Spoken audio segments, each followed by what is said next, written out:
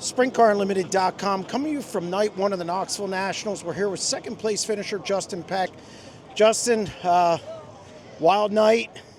Getting through that heat race was key for you, and I think that's really what set you up for the night and for you to be in the A main and to get enough points to be sixth overall after night one.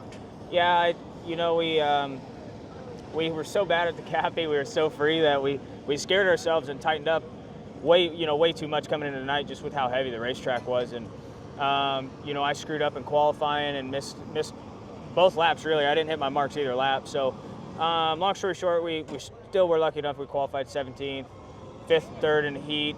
Really had to work for it too. And that set us up to be on the outside front row feature. Led some laps. We were blowing the engine up for most of that race. It laid down. The longer the race went, the more it laid down. So it was unfortunate. I think I had a race car definitely that could have won that race as far as handling and stuff goes, but just everything has to be perfect when you come to Knoxville, and especially, when the track's fast like it was. I mean, even the last lap, and we were just wide open, ripping around the top. So hats off to my guys, because we weren't that great early in the night, and we were really good come feature time. So, all in all, I'm pretty happy. When you have a bad Cappy and you're not good at the beginning of the night, how much does that ramp up the pressure? I think it depends, right? Like why you were bad. I mean, for us, we were free. Don't get me wrong, we were free. We missed our setup up until basically the heat race. I thought we were good, but we lost the shot. My point to this is that for us, right, like our version of being bad was we're the last car to go out in flight B, the last car to go out in flight A. We lose the right front shock lap 1 of the heat race. Then we go out and win the C and go from the back to just 3 spots out of the transfer or something in the B. So we knew our car was fast when it came to race time. It's just a matter of executing, and you just know from years past, like the Cappy's so much slicker than Wednesday prelim nights are here. So we knew kind of what we were getting into. But the fortunate thing for us is, even though we didn't even make the show, we got to run the B main starting 21st or whatever it was, 20th, and drove up to 7th or 8th.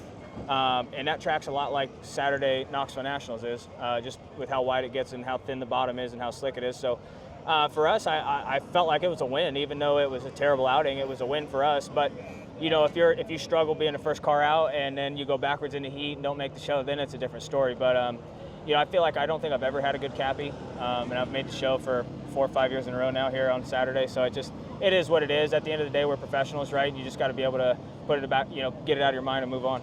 Explain obviously we have another night to go, but you're in a good spot. You're 6th. What's that feeling like after night one to just be like, kind of like, whew, that's over? If you can, just kind of sum that up. Yeah, I think it's a lot of execution, right? Like for us, we're standing on the back row here in spot 63. So you draw bad.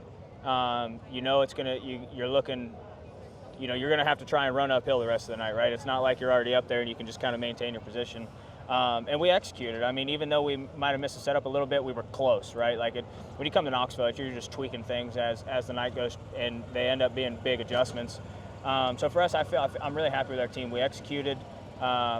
We know we have a really good slick track package based off of what we did at the Cappy and the B, the C and the B.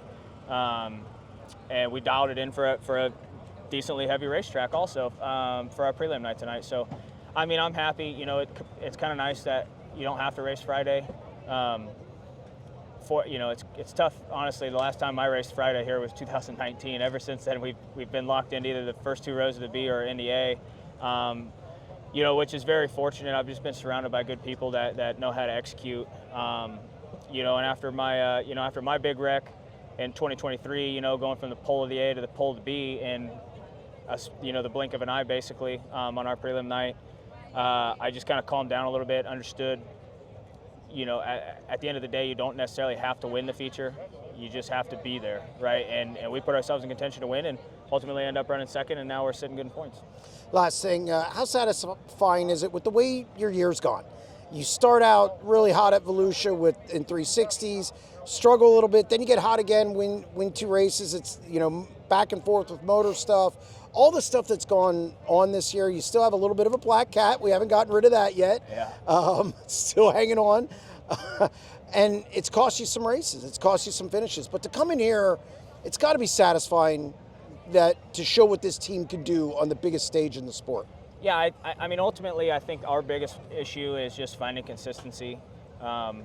You know, it feels like we change engines a lot, you know, and then it just, for whatever reason, when we go back and forth between certain engines or going to Chevys to Fords, back to Chevys to a different Ford to this Ford, or just whatever it is, you know, they're all different. You know, we've got a lot of different combinations that we're trying to figure out what our package really likes.